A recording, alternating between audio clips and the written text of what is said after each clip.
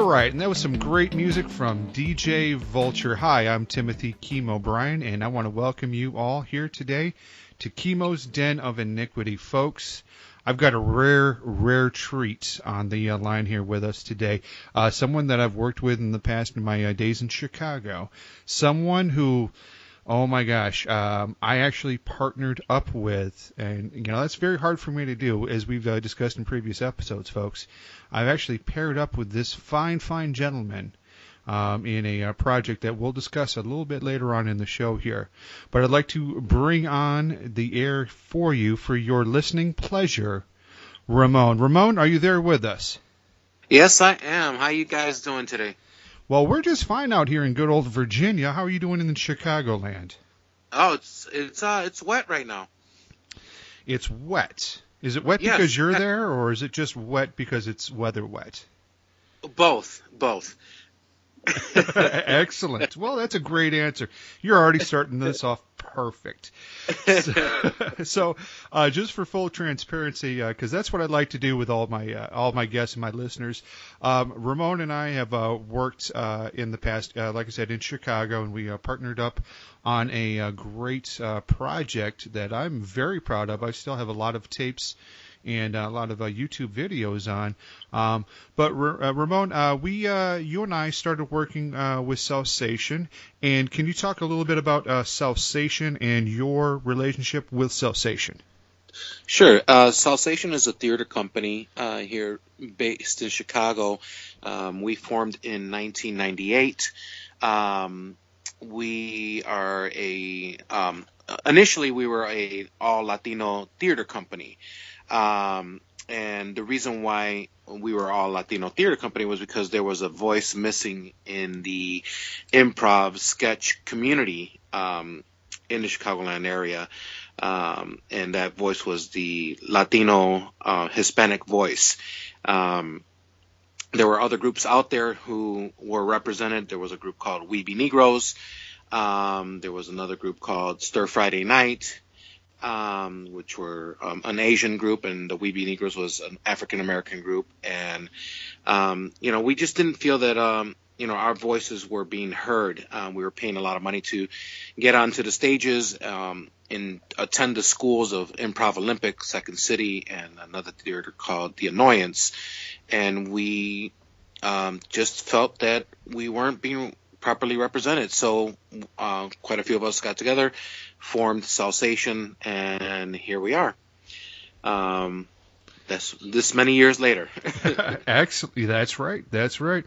Now, I remember our first pairing, and you might remember this, you might not, but we were doing Salsa Sketch. Yes. And I believe that was 2009, if I'm not correct. Nelson said it was 2009. I don't know if his memory is great. Do you remember it being 2009? I believe it was. Okay. I believe it was. Yeah. I just remember it was cold as hell, and we got frozen out and everything like that. Yeah. Nelson Velasquez and I, we tag teamed the producer title and try to get that bad boy up at a theater called the Gorilla Tango Theater, and it was cold. Ooh. It was cold. My God. There was ice on the sidewalk. We couldn't even get into the theater for the first half hour because we had to chip away at the ice and get rock salt to throw down to be able to just enter the space. Yeah, I remember how cold it was. And now Salsa Sketch, what that is remind me if I'm incorrect here or not, but that's where you actually auditioned a bunch of actors, and then they came in the morning, wrote the scripts and everything, rehearsed in the afternoons, and then performed it that evening. So in less than 24 hours, you had, I think we had 3 groups that time, 3 groups doing a whole show that evening. Is that right? Yeah. Actually, less than 10 hours to be precise. So we would get there at the crack of dawn, and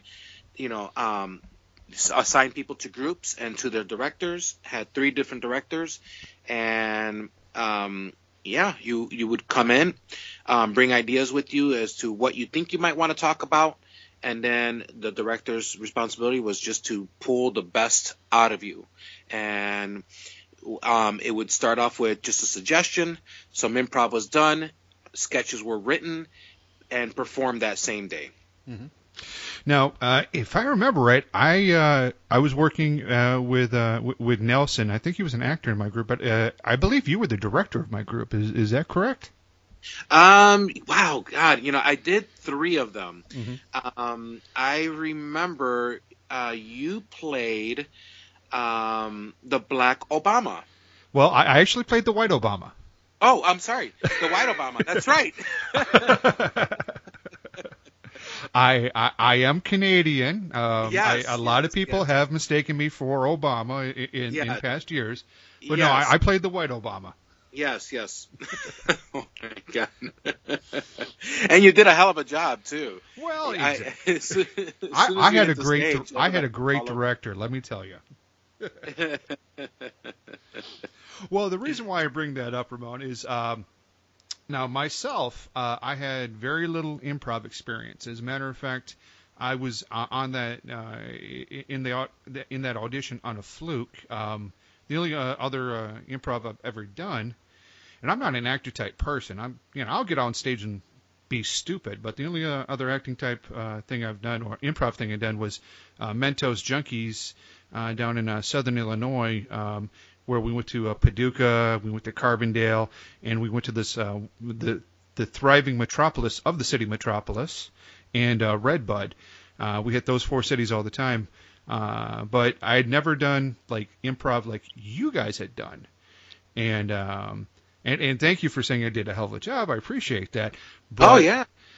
But a person coming in off of the street, what do they need to know about improv? I mean, is it a mystical thing that only 144,000 people in the entire earth are born with, or is it something that it can be taught? Tell me a little bit about improv with you. Well, I can only share my own experience. I was asked by a friend of mine from high school to go and see a show called The Herald at the Improv Olympic. And basically what the Improv Olympic is the Herald at the Improv Olympic was that, a monologist would come out, they get a suggestion from the audience, and then they would share an experience that they had, and then scenes would follow after the monologue, and that would happen a few times throughout the show. Well, I having seen this, I thought to myself, man, that's something I could do. Mm-hmm. I could definitely do that. So sure enough, within a few weeks after having been exposed to that show, I started taking classes at the Improv Olympic. And yes, it can be taught, because I am a very shy person, and I did not think of myself as a funny person. And so I went through 2 years of the Improv Olympic as an intern, so that I could see as much improv as I could possibly get, lay my eyes on. And so I eventually learned that the most important thing to do is yes and. Those are your 2 big words in the improv community. If you can say yes and add something to a suggestion or something that the scene partner that you're in a scene with throws at you, then you are golden. Mm-hmm. And that is the basis for improv. You throw out a suggestion and you create right off the cuff. Mm-hmm. And one of the rules that you learn right off the bat is, learn how to break the rules. So learn all these rules that we have in a book, mm-hmm. That we're going to throw at you, and then you're going to learn how to break every single one of those rules. Excellent. And Ramon, everyone's been to an improv show, stand-up comedy show, stuff like that, and the people are hilarious. Otherwise we wouldn't pay $20, $30 to go see them, and right. All that kind of jazz. But are those people trying to be funny? Are you trying to be funny on stage? Is it your mission in life to be funny on stage, or when you're doing your improv, is it just you're reacting to what's being tossed at you at the time?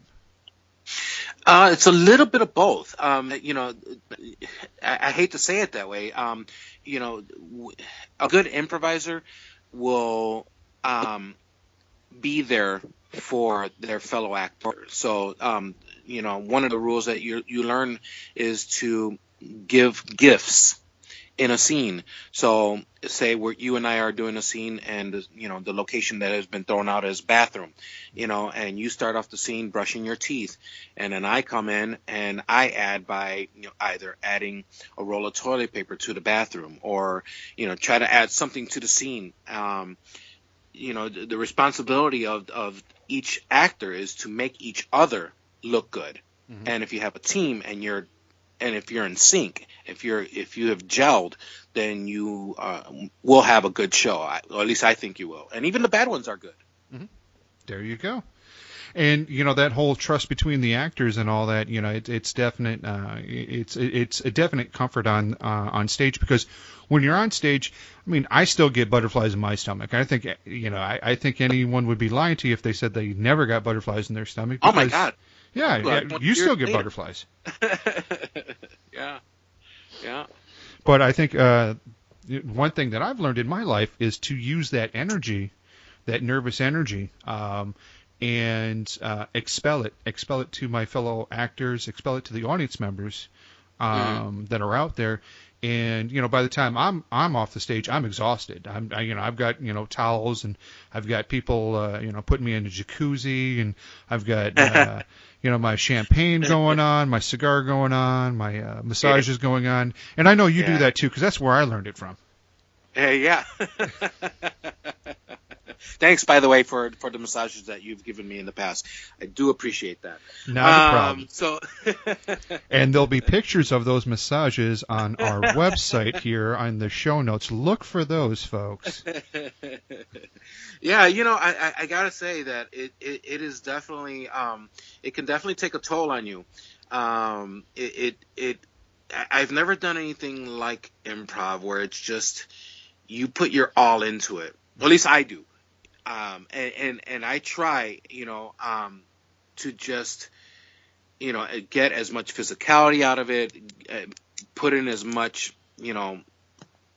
mental knowledge into it, and just be topical. One of the biggest things that one of my former teachers, a gentleman by the name of Del Close, taught us was to be on top of current events and to read. That was always his thing. And, it can take its toll on you. And by the time you get off stage, man, all you want to do is just have a drink and get some fresh air. Oh, yeah, absolutely. And I'm usually the first one out there with a cigarette, but I don't smoke anymore. Oh, hey, yeah. Congratulations. Thanks. Wow, that's great. Stopped in right before Memorial Day of this year, and I don't want to do it again. So that's why I'm not on stage. That's why I'm behind a mic all the time now. Oh. Well, I congratulate you, sir. That is a feat. Well, yeah, thank you so much. Absolutely. So let's get back to you here now. So you've done the improv. Mm-hmm. I know you're a writer because yes. There's a project that you and I worked on together. It was your idea. You brought it up. And, we're talking about Nelson in the third person, but you had a project back when I was living in Chicago. What was that project called again? It was called Word Up, and it was a slam poetry show. Mm-hmm. And it was a lot of fun. It was there's a gentleman by the name of Mr. Smith, and I'm trying to remember his name. It's like blocking me right now. That would be Mark Kelly Smith. Yes, thank you. Oh my God, how could I ever forget that man's name? That man put me through hell and back. Mm-hmm. Made me a better performer because of it. Mm-hmm. Mark Kelly Smith, the man who invented slam poetry. So what? Yeah. So what? If you ever get a chance to see his shows, you will know what I'm talking about. Mm-hmm. Yeah, that man is, God, what a blessing he is to the to the world of poetry. Mm-hmm. But yeah, so we created a show that sort of followed the same guidelines of a slam poetry event, which is to, go up, perform a poem, and then if you're liked, folks will vote for you and you make it into the next round. And then if you do it again, then you make it into the third round. And the third round, then it's a head-to-head competition, and whoever wins a small prize. Mm-hmm. And so we created a show very similar to that. And we were lucky enough to have done 7 shows, and I still have fond memories of it. Now, with that show, I remember we had our special twist on that. You go through the first 2 rounds, you're doing your poems and all that, but in the third and final round, the head-to-head round, that was the improv round. That's where you brought in your improv skills. Yeah. Can you talk about that a little bit? Yeah. So the first round was God Lord. So it was help me out here, Tim, because I know the last round was the candy round, but the first round was the slam round. Yeah, the first rounds were just regular old slam rounds. Yeah, just regular old slam rounds, and then the candy round was the improv stuff. So you would get a suggestion, and you had to come up with a poem based on the suggestion, and by show of hands, or actually it was there. We had 3 judges out in the audience who would score it, and then whoever had the higher score would win the competition. That's right. Now, I thought it was pretty unique how we. How do I put it politically correctly? We poached a lot of our people off of Green Mill. Yes. And I think that's okay. I don't think that's a bad thing. But we saw a number of poets that we both felt were really good performers. And I think, and I'm going to toot our own horn here because I think we did a damn good job of what we did with those 7 Word Up episodes, as I like to call them, episodes. And it was about the performance, but especially that final round, that improv round, really threw a wrench into some poets. Now I think we only had one improv guy actually win the whole thing. But the poets found the improv round to be very challenging to them. And then improv guys found the poetry part to be a challenge to them. Yeah. It's just like a comedian trying to do a dramatic, role, as opposed to a dramatic actor trying to, do a comedic role. They both find the other to be challenging. Mm-hmm. And there's nobody really doing that kind of format in Chicago right now. But we got a little bit of a following in that, and everyone that came and saw the shows were really impressed with what they saw there. So, kind of goes to show you that have a weird idea, go ahead and do it. Like who thought it was a bad idea to put sharks and tornadoes in the same show?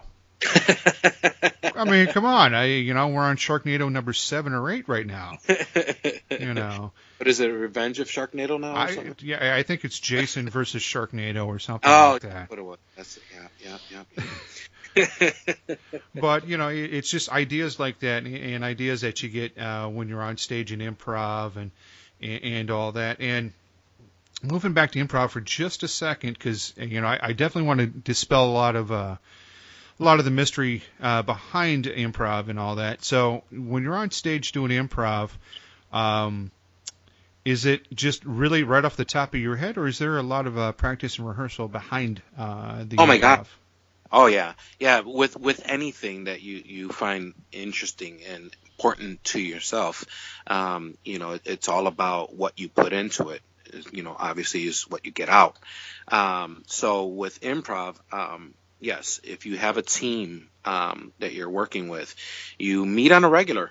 and you work on different formats, different forms, different ideas, and you work at it until you get to a point where you feel comfortable with it enough that if thrown into any last minute show, you can survive a show.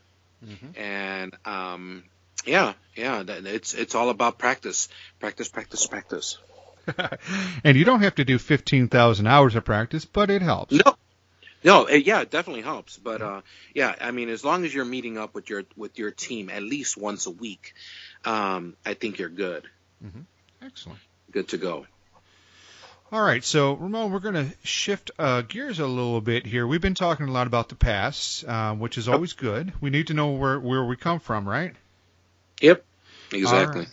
So, where are we at right now? So, toss out some projects that you're working on right now, because I know you're a super busy man. I mean, you're almost as busy as I am, probably busier actually. Yeah. Well, I work full time. I decided to go back to school, and so I do that part time, and I have my family full time. So, opportunities don't come as often as that they once did. Mm-hmm. So you have to create them, and there is no such thing as a dumb idea or a bad idea. If it tickles your funny bone, if it makes you think about, if it makes you think about it throughout your day, or if it keeps you up at night, then damn it, follow it, because there's nothing more important than expressing what it is you need to get out of your soul, fleshing it out. Absolutely. We were talking before the show started, and you were telling me that you're dabbling a little bit into some paint. Yeah. So for a while there, I hadn't performed, and prior to getting into improv, I dipped and dabbed in art. I had taken a semester at the Art Institute in Chicago.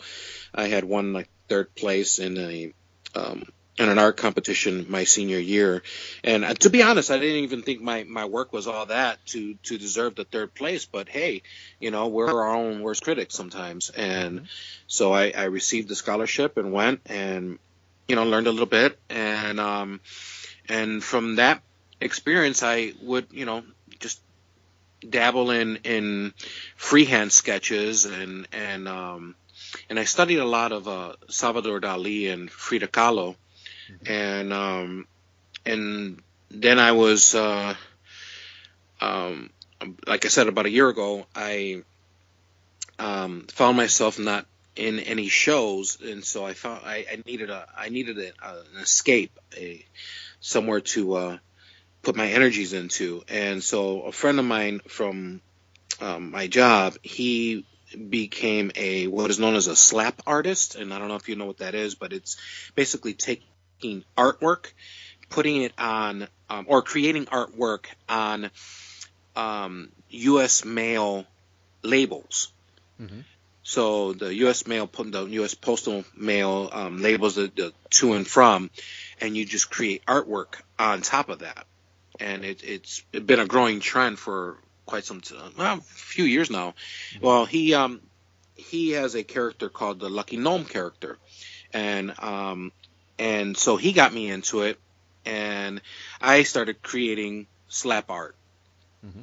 And the reason why they call it slap art is because you do this art on these labels, which are basically big stickers, mm-hmm. and you slap them onto any place you feel you need to have your artwork seen. So mostly it's like street signs, newspaper dispensers and stuff like that, and or buses and car bumpers and stuff mm-hmm. like that. So I got into it and did probably about 20 different pieces. And obviously from the first piece to the last piece, you start looking at, man, I've grown. You don't think you do, but you do, mm-hmm. because you put that much effort into it. You're eventually going to learn something from it. Mm-hmm. And so that was my last thing that I worked on as far as working with, a medium art. But as far as other genres, I am working with Nelson Velasquez on some sketches, and by sketches I mean comedy sketches, to create a show that we may put up in January for the Chicago Sketch Festival. And I'm also working with a gentleman named Michael Villarreal. He and I had founded a theater company called Madre Mia, and it was we did 3 shows, and we decided we wanted to do some more, so we're working on that. Mm-hmm. Excellent. So, yeah, a lot of writing when I can. When you can. So, for our audience out there, okay, so Ramon, it popped it out there. He's got a full-time job. He's got a full-time family. And, family is not a 40-hour-a-week kind of thing. Family is 80, 90, 100 hours a week, easily. Doing school part-time, and he's doing his art. So, no excuses out there, right, Ramon? Yeah. There's 24 hours in a day. You get enough sleep when you die. Right. What are you doing with them? Look.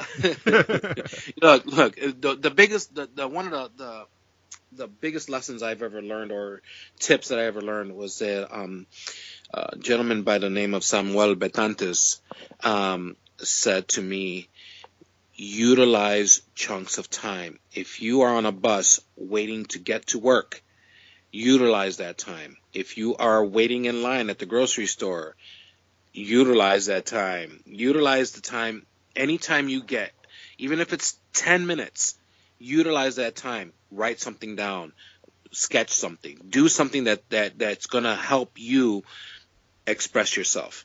And I share that with you, and hope that others will follow that advice if they find it interesting enough for them. And if they're going to sit here and listen to this podcast, they damn well better, right? Because I'm looking at everybody listening to this podcast. I'm not seeing a whole lot of pens and paper and paintbrushes, so I need to start seeing that. Come on in here now. Yeah.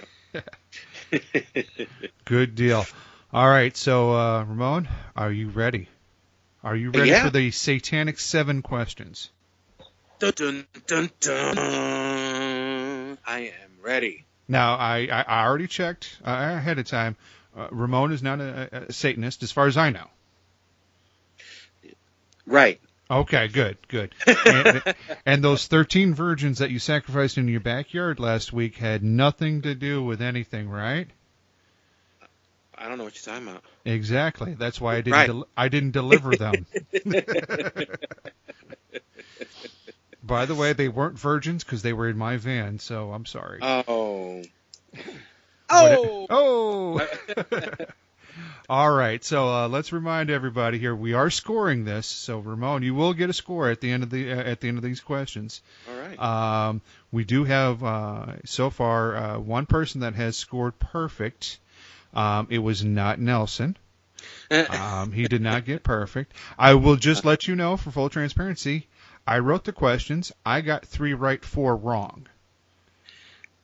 Okay. So that tells you how hard these are. That tells you how hard. Now, I've got the worst score. All right.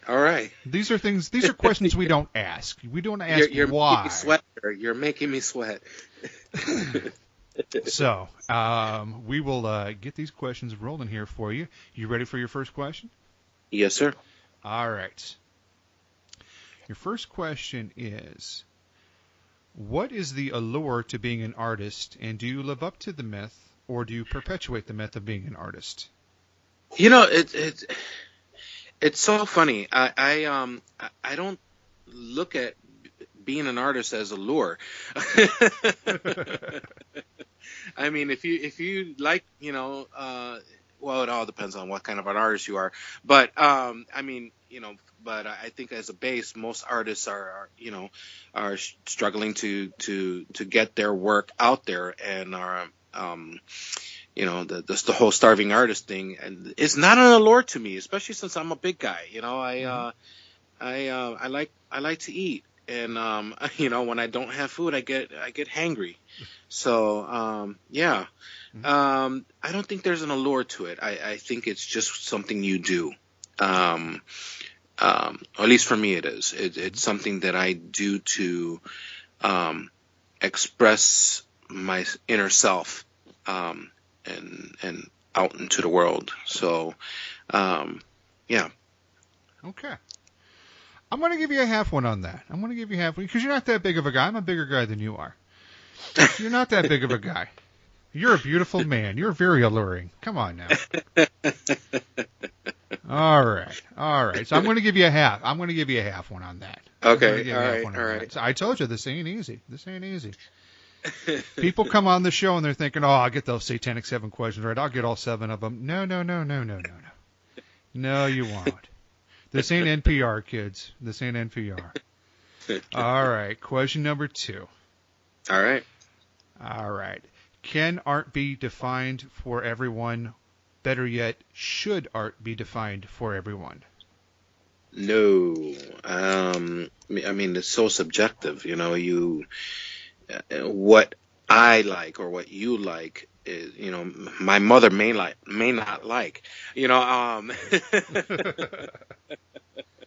I mean, it's how do I put it? I mean,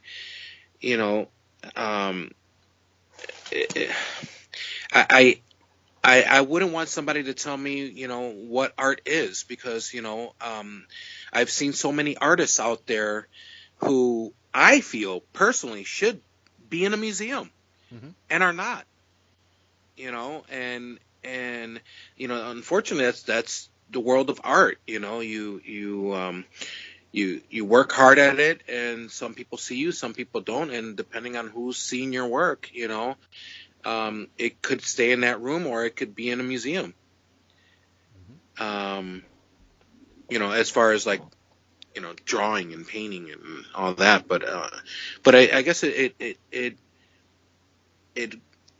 covers all the arts, I guess. It's all about who, where you're at, and who's in the room. So what you're trying to say is you like you like to have some mystery to your art. You don't like it to be so cut and dry and just put up for you. Like, this is a toilet. Yeah, right. What was that, Duchamp with his urine? Like the first time I ever saw the urinal, I was like, this is art? Are you kidding me? But someone else in my class was like, oh man, that's so brilliant. Found art. Like, okay, but I didn't think it was less than someone else's art. I just thought it was different. There you go. Yeah. Well, you got that one right. So you got 1.5 points. You're doing good. Okay. All right. By the way, Nelson got 5 right, so I think your goal is to get more than 5 then. Okay, all right. That way you can brag to him. You can call him up after this is over and go, I got better than you. All right. 1.5 points so far. All right, let's go with question number 3. Okay. How do you describe your process from inception to creation to display or final presentation? Usually I start with having an organized space. I cannot work in a disorganized space. And it goes for my homework and work at school as well. Hell, I think it's just in every aspect of my life. The very first thing I do is clean up, organize, and then I'm able to focus on my work. There's something about being in a messy space that just it doesn't help my creative process. It feels like my own thoughts are getting disorganized because the room is. So I always start with that. Then I usually think about and then reflect on things that have taken place. So either within the day, the week, the month, reflect back at things like that, things that have, affected me. And if I don't think of anything, then I usually turn to the internet and I just start, surfing the net. And if I have an idea and I just don't know how to flesh it out, then I go into research mode and start looking up things and find out more than what I need to, which is a good thing, because we could stand to always be that much more educated on whatever it is that we're getting ourselves involved in. Okay. Yeah. So from there, I do the research, and if I find things that interest me, I jot them down and then find a way to incorporate them into my art. And then from there, it's just where the pieces fall, and then work at it, edit. As a writer, that's the very first thing you learn. Don't get attached to your work, because it's all about the rewrite. And so I've been able to carry that over into my artwork and into my improv. Are you trying to tell me you don't write it perfectly the first time? I don't think anyone ever has. Oh, well, oops. Oh, okay. I'm going to give you the point on that one, but I never edit. I'm kidding. Excellent. No, yeah, I'm definitely giving you a point on that one. So you're at 2.5. So you're halfway to beating Nelson. You're halfway there, man. You're halfway home. All right. You can totally blow off a question and you could still beat them. So just letting you know. All right. So that was question number 3. Good job on that, by the way. Good job. All right. Well, thank you. Yeah, no, you're doing good. Hey, like I said, I'm only as good as my director is, and you're a fantastic director. Oh, well, thank you. Thank you. You taught me everything I know about improv. Well, I thank you. I have a problem with taking compliments. It's one of my things. I don't know how to take them. So I'm just going to say thank you, and I do appreciate that. You got it. You got it. All right, question number 4. Mm-hmm. This one is a tough one. Okay. And this one, we've only had one person get this one right, and I didn't get it right, and I wrote the damn question, so here we go. Okay. You might be the first one to get this one right. Oh, boy. Here we go. If you throw yourself at the ground and miss, what are you doing, and how do you continue to accomplish the seemingly impossible task? Get up. Get your ass up. Wow.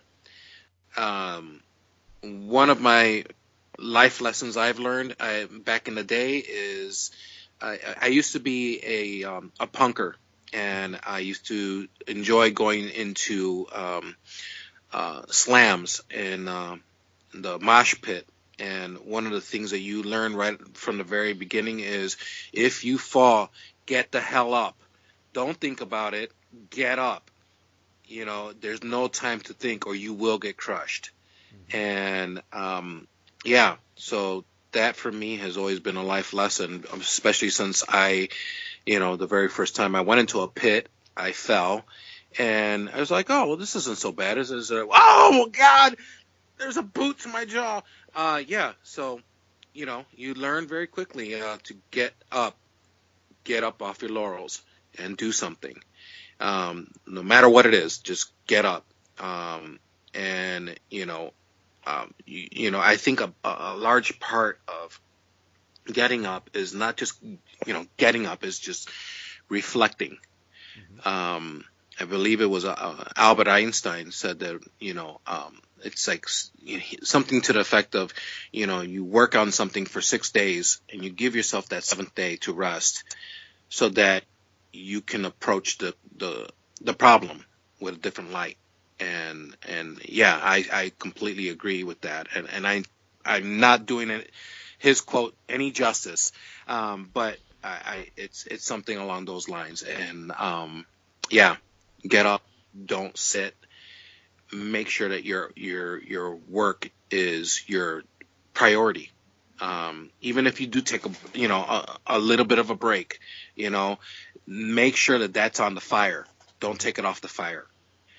The moment you take it off the fire, then it becomes, it lends itself to time fading. At least that's how I see it. Excellent. Hey, I'm giving you the point on that one, and for you, that was a hard one. I didn't know how to answer that. Wow. That is a tough one. That is. Yeah. Do you know where that question comes from? No. Hitchhiker's Guide to the Galaxy. Oh.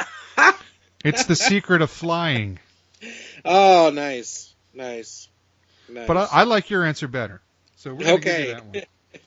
And we will find that Einstein quote, and we'll have that in the show notes for you. So not a problem. Folks, don't worry about it.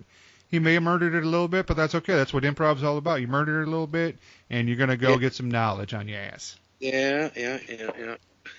Good deal. All right. So you've answered that question. So you're at 3.5. You're doing good. Doing good. Let's go with question number 5. Okay.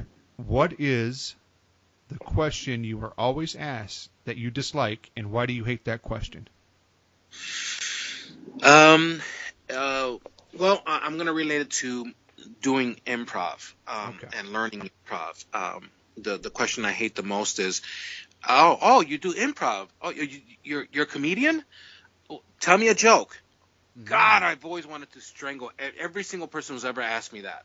It's like, look, man, I'm not Chris Rock. I'm not, I'm not any one of these famous comedians. Improv is just, and to try to explain it is like a waste of time, because they want to know the funny right then and there, So I would say that, just because people don't understand what it takes to be an improviser. So, yeah, that question always irked me from anybody who's ever asked it of me. Now, see, the question I always hate is, do you work here? I'm like, dude, am I dressed like people at Walmart? No, I'm not. I guess I have that stooped shoulder, low forehead kind of thing going on for myself. All right, I'm going to give you that one. You're at 4.5. You just need a half point. Right. To tie up with Nelson. A full point puts you ahead of Nelson. Okay. All right. I know you got him on speed dial. You can't wait to call him up. All right, here we go. All right. Question number 6. All right. This one may include math. All right. Are you ready for a math question? Do you got your pen and paper handy? Huh? Do you have a pen and paper handy? I do not, but I can get one. Hold on. No. Oh, no, don't worry about it. You can. You know what? We can pretend that you have pen and paper handy. All right, there you go. Yes, I do have pen and paper. I am writing this down as we speak. All right. Or you could take out a knife and do it in your own blood. Oh, awesome. Isn't that a better idea? That's a better idea. I love options. I really do love options. Thank you, Tim. I'm all about options here. All about options. All right, here we go. Question number 6. Mm-hmm. What is the airspeed velocity of an unladen swallow? Second part. If possible, show your work. Yeah. Wow. Do you need that question again? Because this could put you above Nelson. This could put you behind Nelson. I can give it to you again. Okay. What is the airspeed velocity of an unladen swallow? And if possible, show your work. My answer is Jello, and I could show you my work if you need it to be posted on your website. So yes. Okay, so Jello is your answer. Yes. And you will shoot me a picture of you carving into your arm and blood spurting out on your desk right there, and we'll put that in the show notes. Yes. Yes. That's a point right there. You got it. Now, I have to have that picture, otherwise you don't get the point. So I'll expect that picture to be emailed to me in the next day or two. All right. Now make sure you get a tourniquet and don't pass out on me, okay? Oh, no worries. I got a really big pillow on my arm right now. Okay, good deal. Yeah. Big pillow on your arm. It's absorbent. Yes, super. Okay.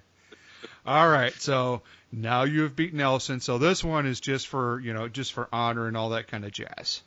Okay. All right. Last question here. Sure. if money were no object, and if time were no concern, and if resources were unlimited, what project would you attempt? And the second part is, all negative factors being removed, would you allow this to be the only work that you are known by? Wow. Ooh, I know. That is the toughest. If money were no object. Mm-hmm. Wow. I'm giving you all the money in the world, all the time in the world, anything you want. It's at your doorstep.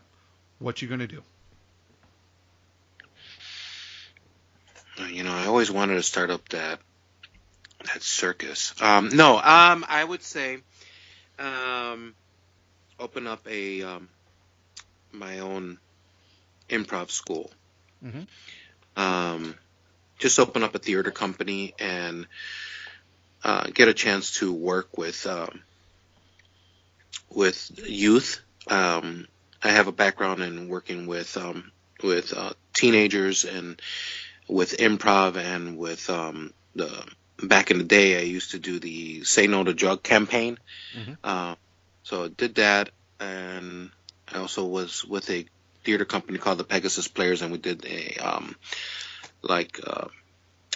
playwright contest.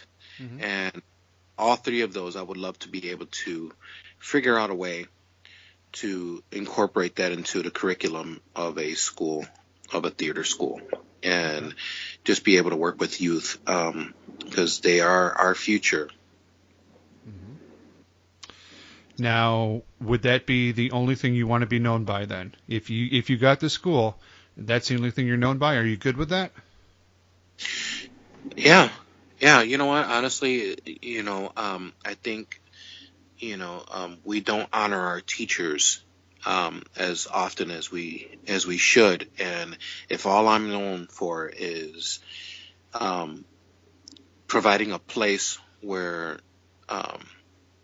youth can come and express themselves and feel like they're a part of a family, then hey man, I've done my job.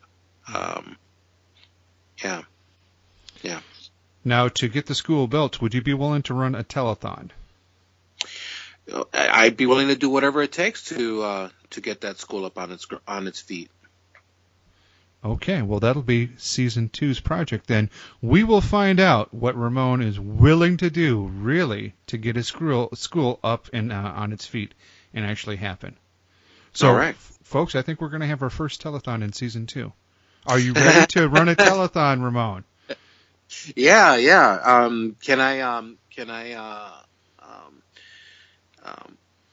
Can I bring family into the fold? And absolutely. All right. You know what? I have a 5-year-old. Who can sing her butt off. Not a problem. We'll bring her on. We'll bring my twins on. We'll pull every trick in the book, everything. We'll get Jerry Lewis. We'll go ahead. I know he's dead, but you know what? We'll exhume him. We'll shoot some volts into him. He knows how to do this telethon shit. We're gonna do it, man. We're gonna do it. Folks, you heard it here first. We're doing a telethon in Season 2. Be there. Bring your money. All right. And as Sven Gulli says, no personal checks. I want credit cards. I want Bitcoin. I want PayPal. No personal checks. Or livestock.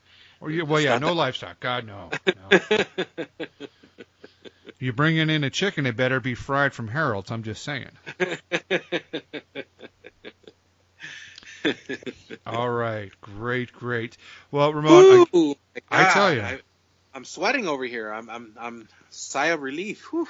Well, guess what, Ramon? You got 6.5 there. Not only did you beat Nelson, but you beat him bad. Bad. All right. You're in our pantheon. You got 6.5 questions out of 7 correct. How are you feeling? Are you okay? Yeah, I'm feeling great. This is a great platform, Tim, and I thank you for allowing me to participate in it. And art is everything, and we have to do our share. And I thank you for giving us a place to do that. Absolutely. Well, definitely here at Chemo's Den of Iniquity, we like to create more than we consume. And I think you said it best earlier when you were talking about utilizing all of the time that we have available. If you're sitting there waiting for a bus, if you're sitting there waiting for a train to go up into D.C., if you're sitting in traffic and you're a passenger, not while you're driving, but you're a passenger. Right. Now, if you want to drive and do some really abstract art, go right ahead. But do some art. Write something down. Do a song. There's so many platforms out there with which that you can do that, and we'll be discussing those in later episodes. There, Ramon. Any final thoughts you want to toss at us here? No. I just again, thank you. This has been fun, and I can only thank everyone that is listening for taking the time to do so. Excellent. Thank you so much, Ramon, for being on our show. Folks, we're going to see you in 2 weeks. And remember, second season, be there for the telethon. Ramon needs the money to get the school started up. Make it happen. Don't make him bring his kid out on here because his kid is adorable. His child is adorable. Don't make him bring that child out there and sing, because if you do, I want to see big dollars coming into the telethon, okay? All right. Again, thank you so much, Ramon. Folks, remember, create more than you consume. Ramon, you got one more thing to shout out?